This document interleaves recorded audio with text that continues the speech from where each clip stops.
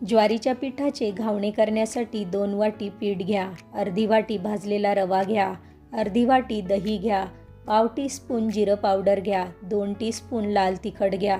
थोडी हळद घ्या. चवीपुरतं मीठ घाला. कोथिंबीर घाला आणि पातळसर पीठ भिजवा. 10 मिनिटं झाका कारण रवा हा फुलतो.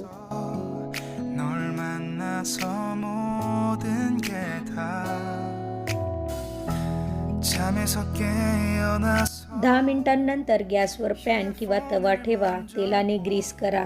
पिठाची कन्सिस्टन्सी चेक करून मीडियम फ्लेमवर मोठ्या चमच्याने पीठ टाका आणि 2 मिनिटं झाकून घ्या. अर्धा मिनिट झाकण न झाकता शिजवा. उलथवून परत अर्धा मिनिट शिजवा. तयार. गरमागरम घावणं चटणी किंवा लोणच्यासोबत सर्व करा.